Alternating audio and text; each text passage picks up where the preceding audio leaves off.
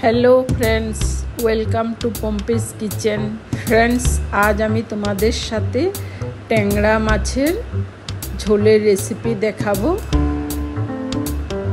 खूबई दुर्दान्त स्वादेर এই रेसिपि खूबই সহজভাবে বানিয়েছি টমেটো আর আলু দিয়ে ঝোলের রেসিপি ট্যাংরা মাছের। फ्रेंड्स, तुम्हादेर যদি এই রেসিপিটি ভালো লেগে থাকে তাহলে তোমরা আমার চ্যানেলটিতে গিয়ে প্লিজ লাইক করো, কমেন্ট করো আর সাবস্ক্রাইব করতে ভুলো না। फ्रेंड्स, এই দুর্দান্ত স্বাদের রেসিপি তোমাদের সাথে আজ শেয়ার করছি।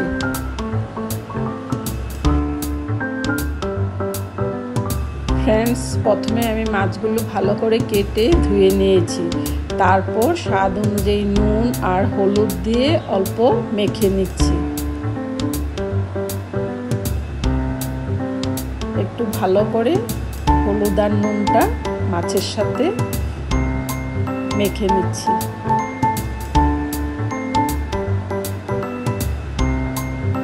ট্যাংরা মাছের সাথে এক দুটো অন্য মাছও আছে এখানে।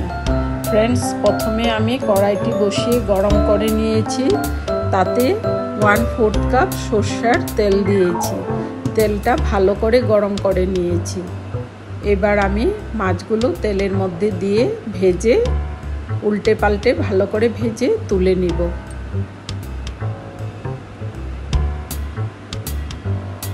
फ्रेंड्स, মাছগুলো আমি খুব কড়াও ভাজবো না, হালকাও ভাজবো না, মোটামুটি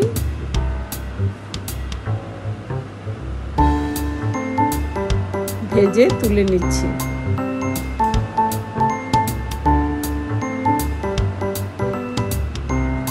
এবার আরো কয়েকটি মাছ তেলের মধ্যে দিয়ে দিয়েছি। দিয়ে উল্টে পাল্টে আমি ভালো করে ভেজে তুলে নিচ্ছি। फ्रेंड्स, আমার চ্যানেলটিতে বিভিন্ন ধরনের মাছের রেসিপি দেওয়া আছে। তোমরা চাইলে এই রেসিপি দেখে ট্রাই করতে পারো বাড়িতে। সাথে অনেকগুলো চিংড়ি মাছও ছিল। চিংড়ি মাছগুলো আমি ভেজে তুলে নিচ্ছি। फ्रेंड्स, আমার মাছগুলো ভাজা মোটামুটি কমপ্লিট হয়ে গেছে। फ्रेंड्स, তোমাদের কাছে অনুরোধ রইল তোমরা আমার চ্যানেলটিকে প্লিজ লাইক করে, কমেন্ট করে আর সাবস্ক্রাইব করে সবসময় তোমরা আমার পাশে থাকবে। फ्रेंड्स, এবার আমি একটি পেস্ট তৈরি করেছি। দুটো টমেটো নিয়েছি, সামান্য আদা আর কাঁচা লঙ্কা দিয়ে একটি পেস্ট তৈরি করে নিয়েছি। আর তেলের মধ্যে আমি 1 টেবিল স্পুন গোটা জিরে দিয়েছি। দিয়ে আমি মশলাটি ভালো করে ভেজে নিচ্ছি। এবার আমি দুটি আলু হাফ বয়েল করে রেখেছিলাম, এই আলুটি মশলার মধ্যে দিয়ে দিয়েছি। দিয়ে আরও একটি টমেটো আমি দিয়েছি। দিয়ে স্বাদ অনুযায়ী নুন হলুদ দিয়েছি।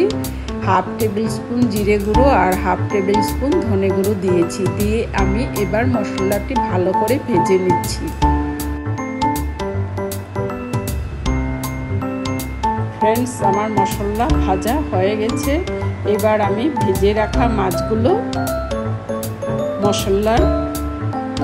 দেখো মশলা থেকে তেল বের হয়ে গেছে।